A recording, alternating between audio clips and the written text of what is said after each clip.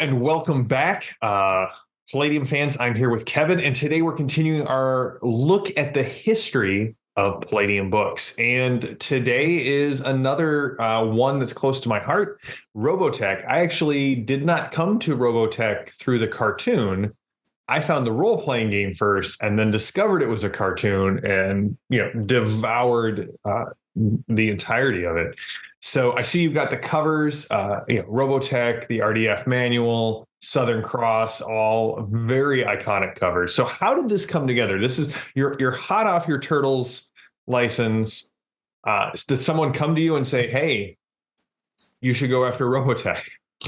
So what had happened was I had developed the Mega Damage system, and I was anxious to introduce it in something, but it had to be the right IP. And I had done something that had appeared in the Magic of Palladium books, which was this little periodical we did for about 8 or 10 issues, and then sort of a forerunner to The Rifter. And then I think we also printed out like a version for Mechanoids that we gave away at like a convention and that kind of thing. So, I was working on stuff, but I just didn't have it. And my salesperson at the time, a gentleman named Richard Burke, very sweet guy, came to me and said, "Kev, there's this new TV show. It's called Robotech. You need to see it. You're going to go crazy over it, and it's perfect for Mega Damage." And I'm like, "Oh, that's cool. When's it on?" And he's like, "It's on at like 4 a.m. Yeah. And I'm like, "Well, I typically go to sleep around 4 or 4:30, whatever time it was. And for some reason, VHS recorders were the thing then. It was like new technology and taken off. And obviously I had a recorder, but it just didn't dawn on me. Set it and tape it. So I'm like, I'm not getting up at 4 a.m. And like 3 months go by, and he's constantly, "Kev, you got to watch this show. Have you watched it yet?" And I'm like, "No." And finally, one afternoon, I'm sitting there with my kids because I was sort of Mr. Mom. Mary Ann would go to the office, and I would be home when the kids came home, and I was working out at a house most of the time. Yeah. And they're watching cartoons, and Thundercats or something ends, and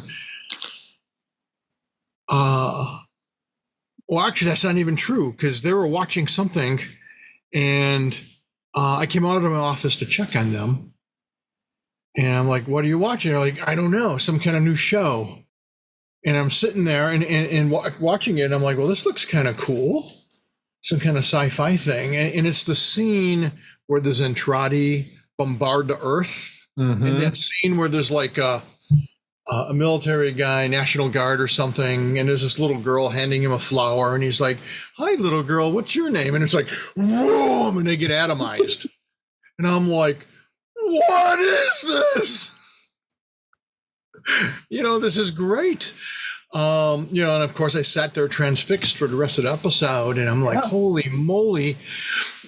And when I see Rich Burke, I'm like, "Richard, why didn't you tell me about this?" He goes, "What are you talking about? I've been telling you about it for months." I'm like, No, you didn't say, "Kev, you must see this." And he's like, I did say you must see this. I'm like, "You didn't grab me and say, you've got to see this." Like, shake me until I watched it. So yeah, I loved it. We did a quick investigation into it. I watched several episodes, of course, after that. And I'm like, holy crap, this is exactly what we need, what we want. And, it was just this great show. And I started to find the Bandai toys and all this. So we tracked down who owned it, which was Harmony Gold. And I call up and I give my pitch to the licensing agent. And it's a really great pitch, right? And I get done, and the person is like, "Wow, I think that might be one of the best pitches I've ever heard." And I'm like, "Yes." But they're like, "Unfortunately, I I expect to get a signed contract from Steve Jackson Games later this afternoon. No. Yeah, that was exactly. I'm like, "Whew."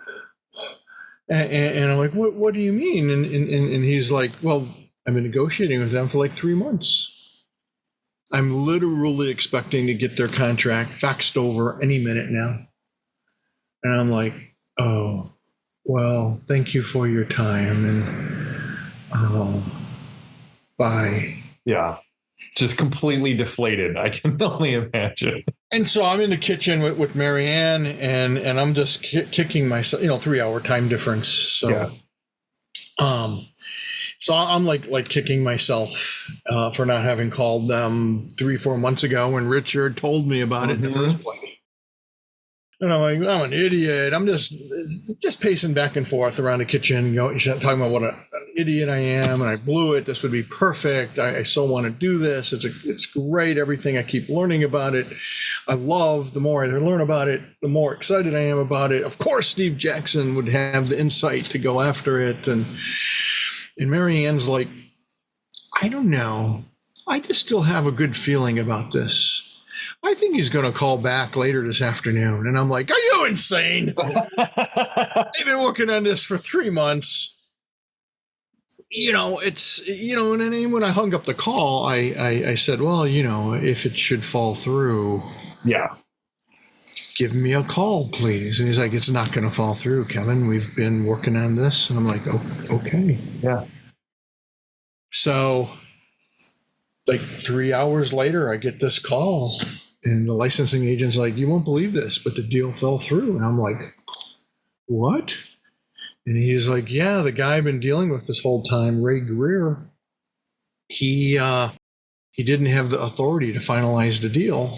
And when he took the contract to Steve said it was way too much money. And he's going to pass. So if you're still interested, I mean, it's 3 hours later. Of course, I'm still interested. And I'm like, yeah, but now I'm scared. I'm like, well, how much money are we talking is it? And he tells me, we talk terms, and I'm like, oh, we can do that. I'd be happy to do that. So we hammer out the deal, and we get the license, which was very, very exciting. But that came with its own set of issues and, what's the next step and that kind of thing.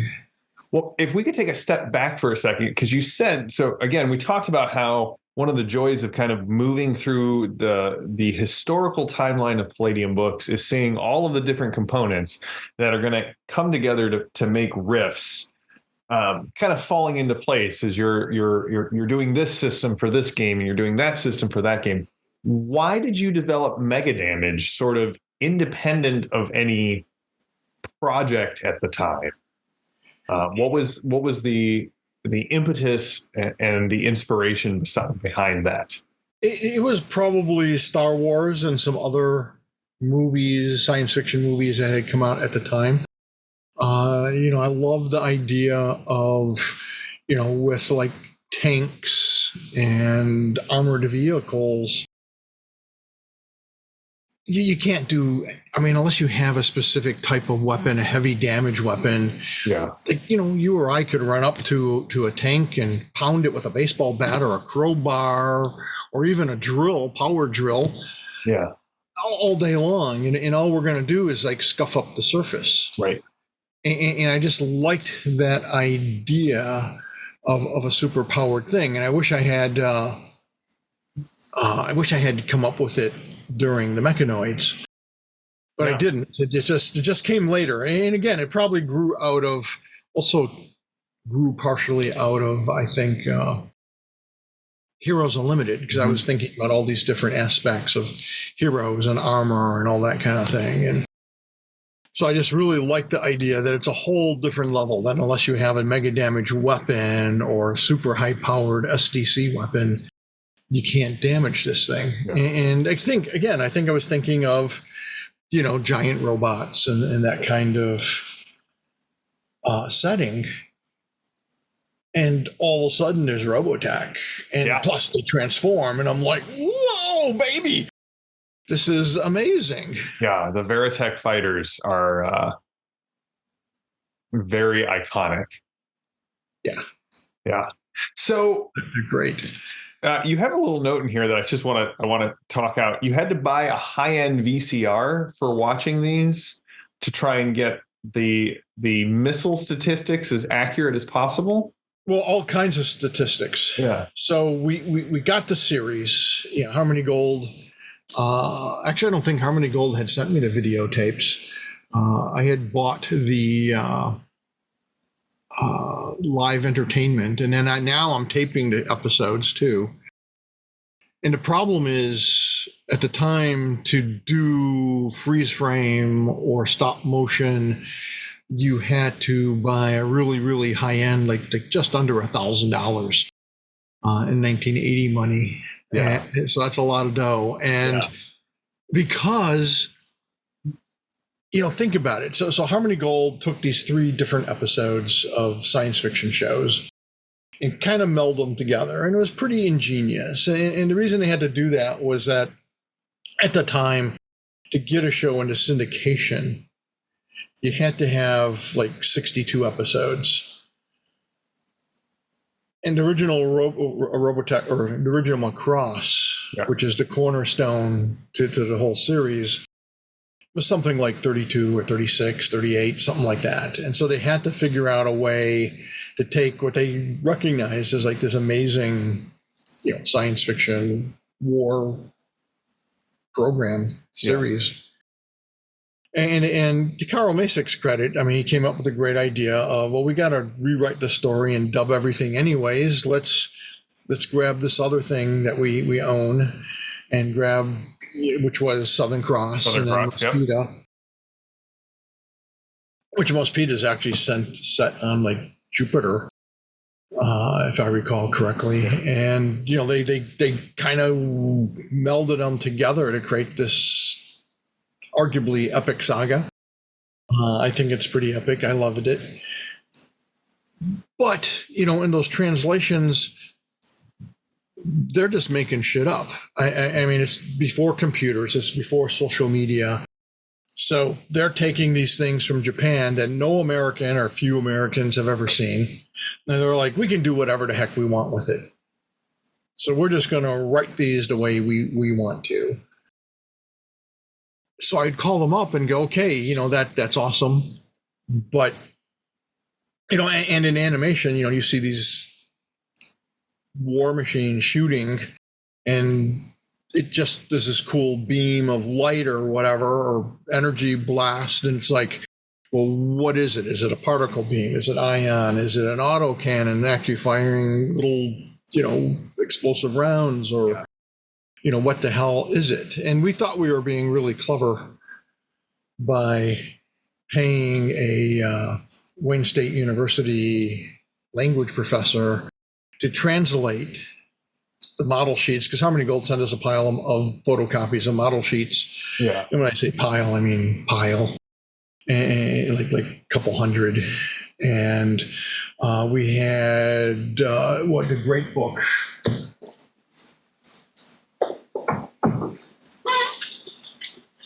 Macross Perfect Memory.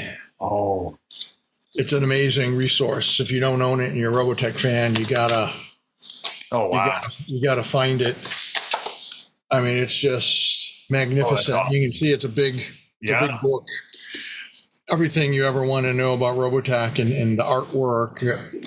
I mean, you just want to dig it up and look at it. I mean, it's just worth it just for the pictures. So we spent a couple grand just doing translations. Yeah. But the problem is with the translations, because again, even as the people who were creating Macross, they don't necessarily need to know it. They're looking for cool effects. So let's shoot out the rockets. So the translations would say things like missiles, many. And you'd get to something like, any of the mechs that fire off a lot of missiles, it'd be many, many. And we're like, well, how many is many? Yeah. I can't put that in a role-playing game. You have lots of missiles, just I need a finite. I got to define all this. I got to define the sizes of the maps. Yeah. I have to define the speed and strength and its payload and we have to have all statistics. its weapon systems. Yeah. And none of that existed that I could find. And Harmony Gold didn't know any of this either.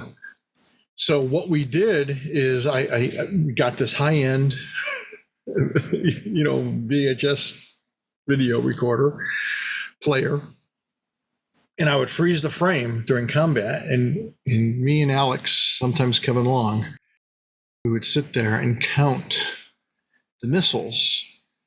And then we would try to go to different scenes. And when we see, especially when they like fire a whole payload, we would count the missiles. And of course, they varied. Right. But for the most part, and we did that through the whole thing. I mean, to figure out what the Veritechs and the other mecha could do, we would just watch these scenes over and over and over again. And then I had a rule of if they do it once, it doesn't count. But if it happens numerous times, then, or at least 2 or 3 times, then it's something that should be part of the stats. Because again, a lot of times they're looking just for a cool special effect. I forget what it was. I want to say there was a scene where one of the Veritechs either fires its nose gun in some mode that it shouldn't, or fires some missiles when it shouldn't be able to, or something. And I just remember, a lot of, what about episode? I used to have this all memorized. I could quote the episodes and what was happening. And what about episode X where this happened? And it's like, it's the only time it happened. In one split second scene, no, you're not getting that. But it was a little crazy, but it was actually kind of fun. I really felt like I was exploring new territory and about to deliver this epic thing that most Americans hadn't seen yet. So you put together the Robotech book, like, Yep. I poured over that book for hours on end with all of the different stats. I don't know that we ever actually played Robotech, but we would bring Veritech and other materials into our Rifts game all the time. Well, we played it for like a year. It was a lot of fun. Of course, we play tested it. Had to play test the crap out of it to make sure it worked, and what didn't, what did, things to improve and tweak. Kevin Long was one of the play testers. He's a great player. He was a lot of fun. And I ran with Randy and Roger Cartier, who are Canadians, and we had a couple other things happening. And one of the things is I had come up with this goofy story about Canadians and beavers, and Randy was a very loyal, patriotic Canuck. So I introduced wild herds of beaver into the game, and they were stationed in like Calgary, which is just plains, right? Not a lot of water, bodies of water. And she's like, they couldn't have beavers. I'm like, and yet there it is, a herd of at least 1,000 beavers. And Kevin Long would start to stomp them with his Veritech. And she was like, no, don't stop the beavers. It was silly fun. But it was pretty cool. And then, again, trying to figure out what these things could do got crazy, because Carl Masek, this was his baby. So there was a point where I'd call Carl up to confirm what the weapon systems were. And I'd be like, okay, well, according to my Japanese translations, this is an autocannon. And you could tell he's like, no, that's a laser. But the Japanese translations say, no, that's a laser. And I'm like, okay. And then the Japanese translations say, this is a laser. No, that's That's an autocannon. And I'm like, he's making this shit up as he's going along. And in fact, there's a point where, I just keep saying, but Carl, the Japanese translations say, and he's like, I don't care what the Japanese translations say. This is Robotech, not Macross. And I'm telling you what it is. And I'm like, hey, I'm just a lowly licensor. Yeah, no.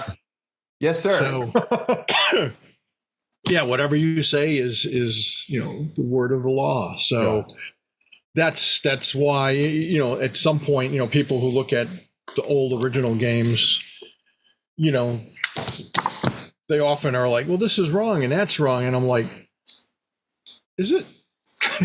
Because I was just following orders. It's just, I can't help it. Carl wanted it to be his vision. And it's funny because, fast forward 20 years with the internet and everyone being familiar with Macross now, international borders mean nothing on the internet, and people were much more intimately involved in Macross, as well as the other series. So it's funny having had that license for so many decades. You would see the different, when you're dealing with corporations, it's whoever's in charge at the time. So like in the early days of Robotech, there was a point where one of the interim licensing people said, when you send us this stuff, we just really look at the art and make sure it looks right. And then we just rubber stamp approval of everything because that's how much we trust you. And I'm like, holy moly. That's huge, because normally that's where a licensee crawls, right? You submit to the people you're licensing from and they go through it, you assume, with a fine-tooth comb. Well, and Carl did at first. And later, again, it varied with all the different eras. Like the reason we let go of the license is they were working on the Sentinels. And more importantly, they were working on what they were calling, if I recall correctly, Robotech 3000. Okay.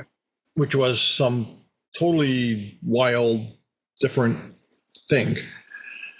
And the guy who was in charge at the time, Alan Letts, they were going to introduce this whole new era of Robotech. I don't know if they're going to rewrite the past or whatever. It never got that far. I think I did see like the first couple of scripts, which is always cool. With a license, you get to see a bunch of inside stuff. I don't remember if I saw mecha designs. If I did, I wasn't impressed. I must have. But I said, well, that's fine. We'll add this to the series. It'll be great. And it was like, sorry, Kevin. This doesn't exist anymore. We're only supporting Robotech 3000. Robotech 3000 will be the whole new face of Robotech. And so we don't want you to continue to publish the books that we're all making piles of money on. Yeah. And I'm like, I can't do that to the fans. Yeah. Because as a fan, that's one of the advantages of when you're a fan of this stuff, you know exactly what your audience wants. Yeah. And as a fan, I'm trying to be professional with this guy, but I'm thinking, atrocity. You can't do this to us. And they were, and he was very insistent on it. And I said, well, in that case, we're done. And don't get me wrong, Alan Lutz was a very nice guy. He had been my licensing go-to person for years before this, but that was their new approach. And big corporations do weird stuff. Hell, little companies do weird stuff sometimes. Yeah. So that was going to be their whole big push. I think they had a video game planned and all kinds of stuff. And I don't know what happened. None of it went through. Most people. I haven't heard anything like that. Yeah.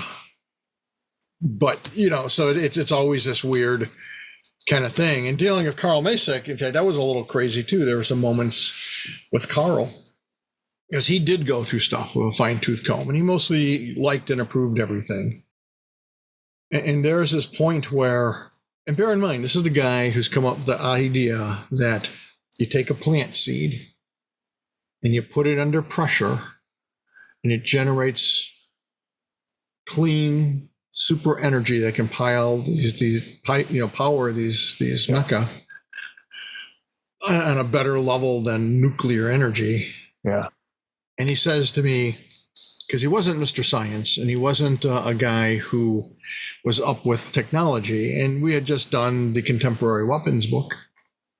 So he's like, yeah, this all looks pretty good except for this passive night vision goggles.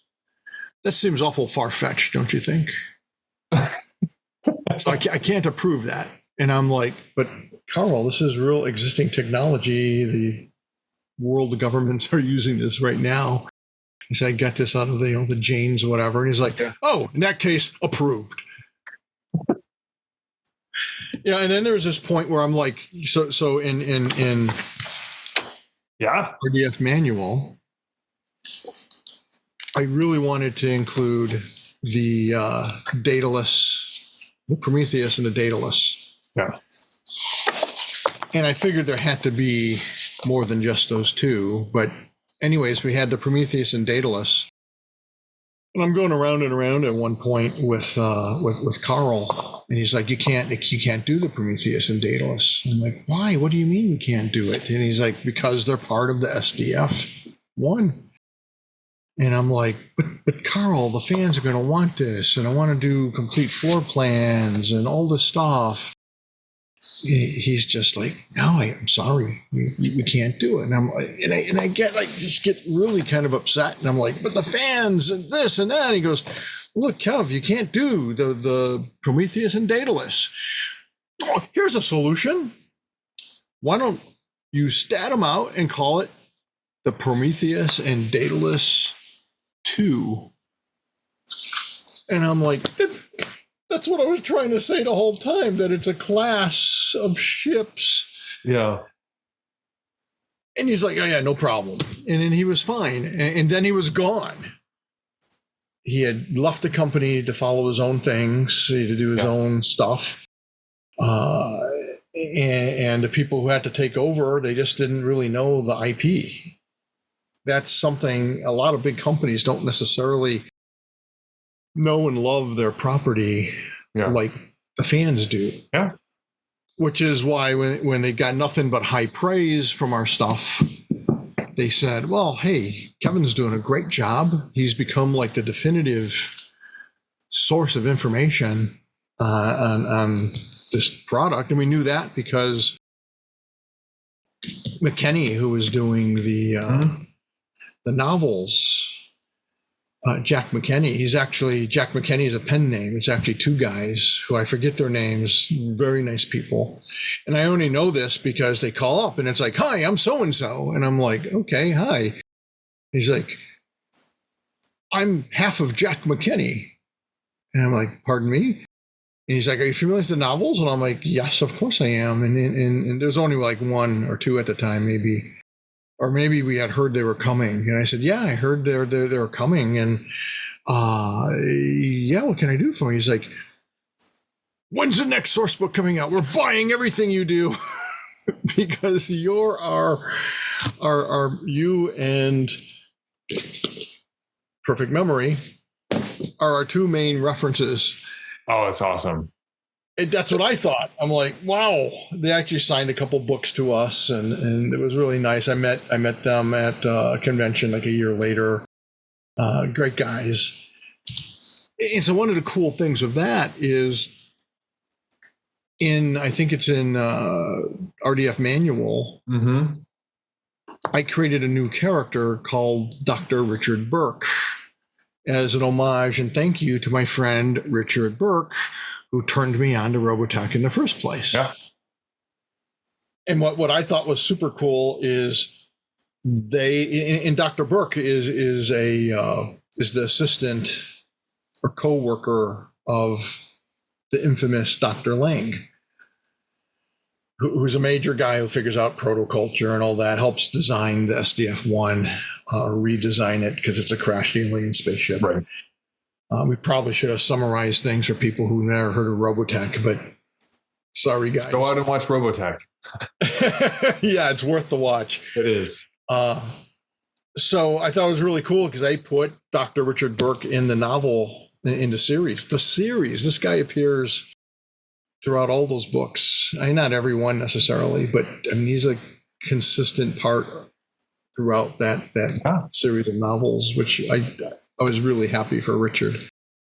I've heard, so this is the second time I've heard a story like this, that when Timothy Zahn went to write the new Star Wars books, the Heir to the Empire series, which was what kicked off the resurgence of the expanded universe. Right. Lucasfilms sent him the Star Wars role-playing game because they were like, yeah, this is basically the definitive stuff that's out there right now. And a lot of the stuff from the role-playing game is now, canon in Star Wars because of a great licensing agent like that, who's like, no, actually these guys may know it better than we do. And I love that. At that time, that was Palladium Books for Robotech. Because I mean, Robotech was it hit and like everyone was talking about it, at least, in my circles. It was something that captured our imagination. Again, with the Veritech fighters and the transformable things and the Zentradi and just everything. Well, again, super fans. Yeah. When I say we deep dived into Robotech, I mean, we deep dived into Robotech, and not just for work. We loved it. Kevin Long and I were collecting the toys. And in fact, that's how we got Kevin Long working for us, is Eric Wojcik had found this guy. And he was telling me about him, and I'd seen some of the art. I'm like, this is really great stuff. And Eric's like, yeah, Kev, he'd be perfect to do the art for Robotech. Then you can concentrate on the writing. And I'm like, I guess, let's meet. So Kevin Long comes over to our studio, which at the time it was, we were at the Lanyo address. And so downstairs, it was a 2-family house that we had bought in Detroit. So downstairs was our living area, it was our home, and upstairs was the office. So Kevin Long comes over and we hit it off like that right away, which was cool. And that was part of, I think, what caught everyone's attention, because you have, this amazing cover. Yeah. And then you have art like this. Yeah. Which is just phenomenal. And so fans went, holy moly, we love this. This is, a serious approach to Robotech. We weren't focusing on on just, the anime style. Yeah. And Long gave it even more of a hardware look. So whether you ever heard of Robotech like yourself, you just picked this book up and went, wowzer, this is amazing. I want this. In fact, here's a fun fact for you. So there's this great cover. Everyone knows it. Everyone loves it. Yeah. People who visit our office are always shocked when they find out it was a wraparound cover, which this is not. Because the Starfield goes on, or the asteroid field, and you have the SDF-1 in the background of a bunch of Veritechs flying towards you, and it's amazing. But so Kevin Long was a big airbrush guy. I mean, he'd go in and put detail and stuff in by hand with brush, but big airbrush guy. So the whole painting's done except the frickin' SDF-1. And so everything looks like a finished painting. Just for people who know how airbrush works, the painting looks completely done except for this little, because the figure is only like that big, this little image of the SDF-1, which is still just sort of like this light blue or gray color. And you can see the pencil lines and everything because he just couldn't get it done in time. And I said, oh, well, Kev, we'll add it later, which we just never did for some reason. I don't know why. And now it's a piece of Palladium history. Yeah, and it's cool. People walk in and are like, "What's this?" Speaking of Kevin Long, I was reading through a bunch of my old Rifts books, and man, Vampire Kingdoms, and all of those early Rifts books, just definitive art for a lot of those original books, just like in my head. His vampire work, the stuff that he did in Atlantis, Yeah. Yeah, Triax. Yeah. Triax was his Triax and the idea. NGR. Yeah. And, it just, so Kevin Long and I were both big fans of Sid Mead. And Sid Mead's the guy who did all the conceptual work for Blade Runner, Mm-hmm. 2010, A Space Odyssey, Part 2. And so he had that same approach to machine design, which was they should function. You should be able to see the gears and the whatever that makes it move, as opposed to something that just looks cool, but when you really thought about functionality, it didn't work. Mm-hmm. So yeah, he was a great designer, man, and his work's just beautiful, so clean. Yeah. He worked so precisely. It was just amazing. So I take it, I mean, obviously we're talking about this in 2024, but the books released and they sold well. Oh, they were our next big hit. They I had learned my lesson from Turtles, so we printed 20,000 of this to start, and that sold out in like 3 months. And we printed another 20,000, and it just kept going. And same thing with the source books. Much like Turtles, a lot of these things sold, tens of thousands, 100,000 plus. It's just kept going and going and going. Yeah. So it was awesome. And there's more. I mean, we have a million. They're just, that's one of my favorite Kevin Long covers. I wish I owned it.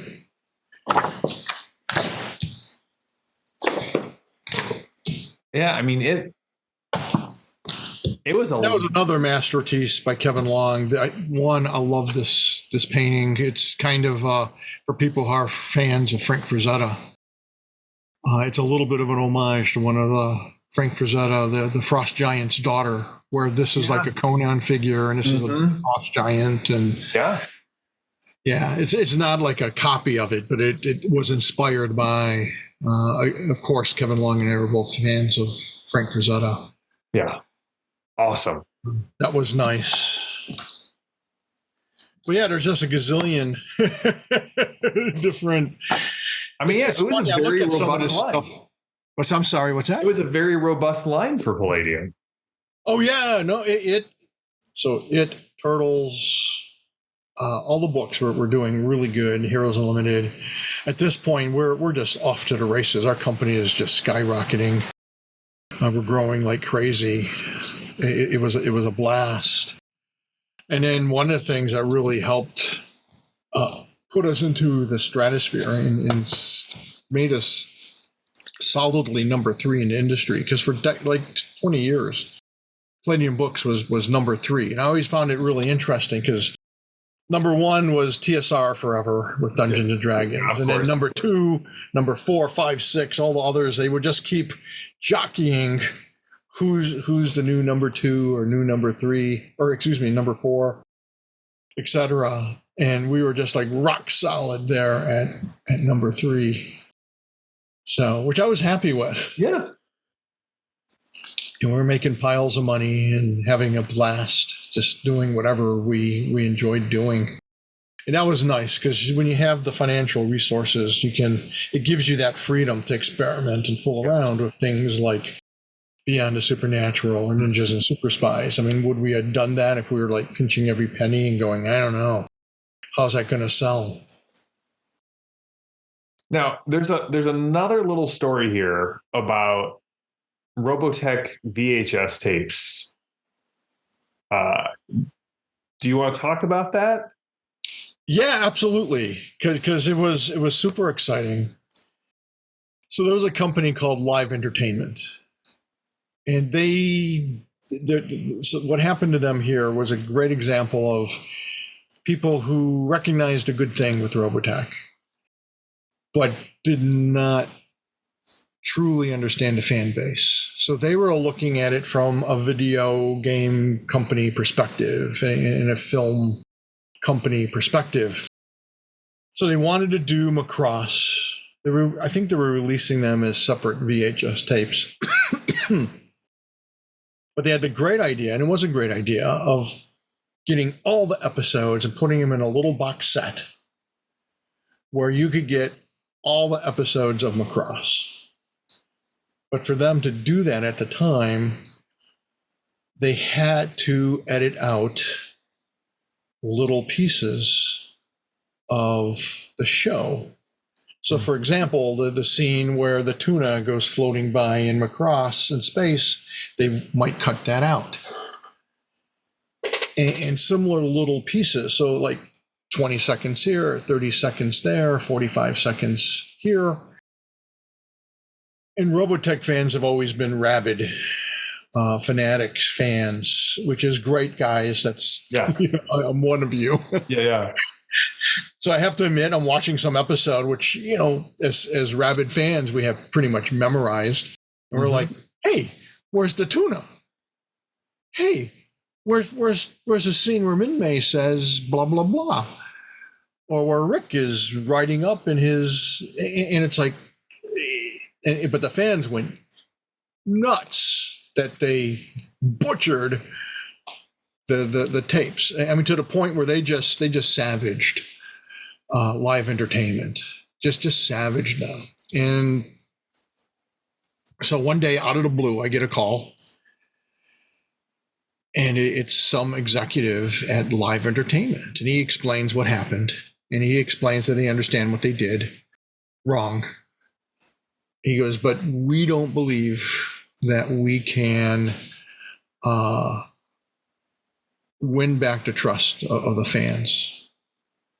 And we really do care about this fan base, and we really would like to see Southern Cross and Mospeada, or the Master Saga, as they were calling it back then, or I guess it was still Southern Cross. I don't remember.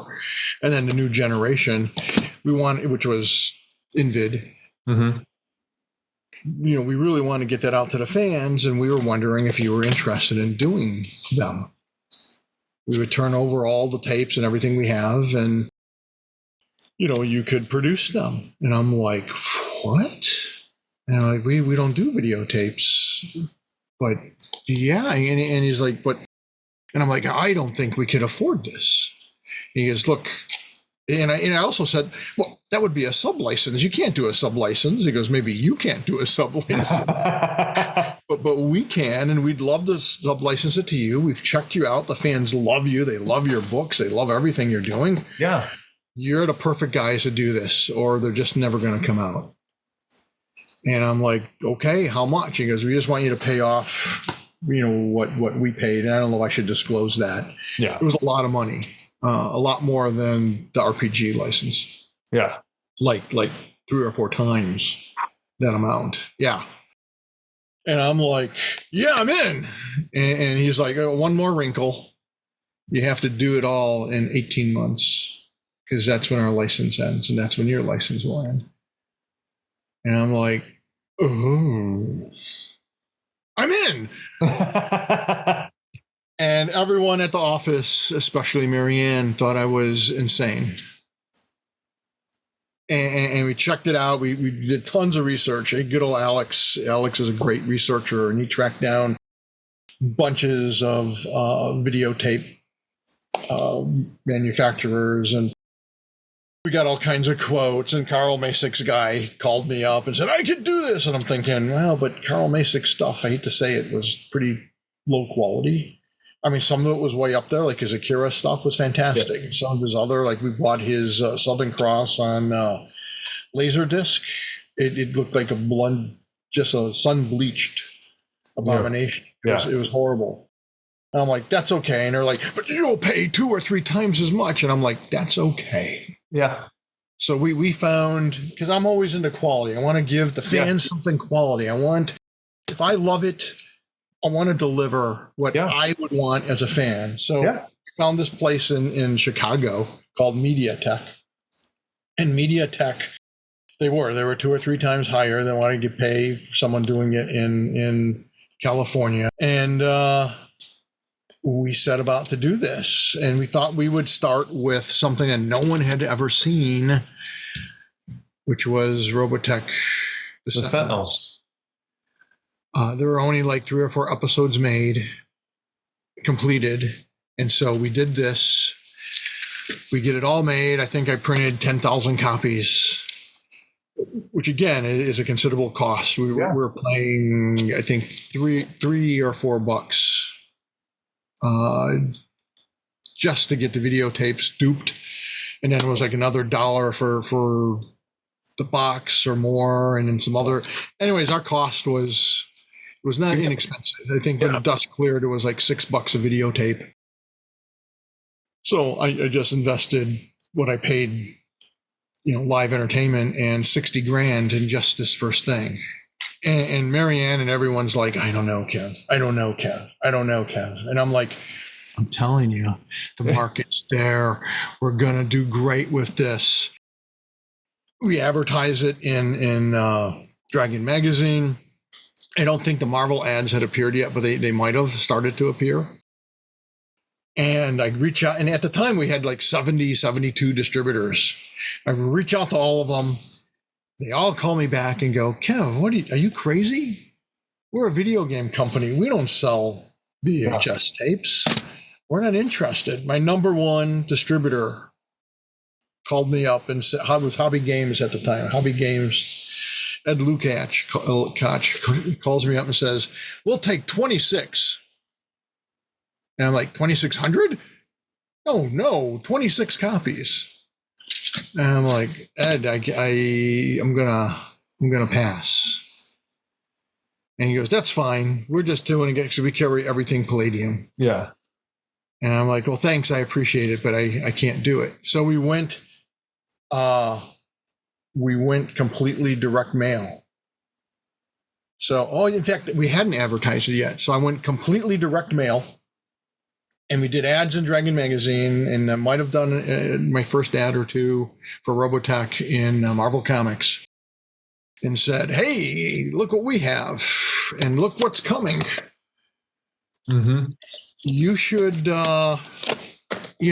this is the cost, and this is what it will be. And orders just started pouring in. And meanwhile, prior to this, I'm thinking, oh, shoot, maybe I was wrong on all this.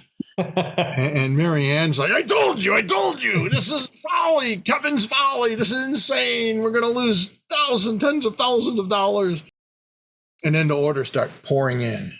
And we're like, hallelujah. And I'm shipping them out one person at a time. And all of a sudden, like after about 6 weeks, I start to get calls from all these distributors. And it was funny because almost every single one was like, Kev, what are you doing to us, buddy? I thought we had a good relationship. Why aren't you offering these through distribution? I can't believe you cut us out. And I'm like, Yeah, no. That's not true. I went to all you guys. You all turned me down except for Ed at Hobby Games. And they're like, yeah, we did. We're sorry. We were stupid. We didn't know. Because it's like, what happened to, we only sell role-playing games. Yeah. So we came out with, the rest of these are just the first ones in the series. But we did all of Southern Cross. We did all of New Generation.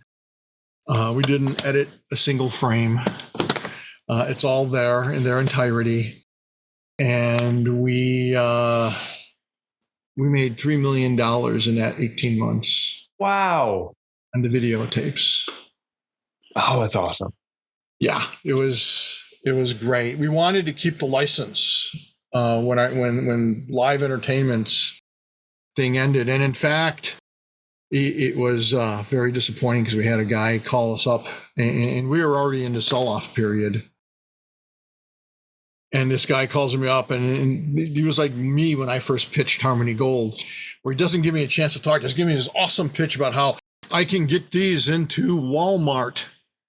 We'll make $10 million or more. And I'm like, tears are rolling out of my eyes because the license had already ended. And I'm like, I'm sorry, Carl Masek has that license. Yeah.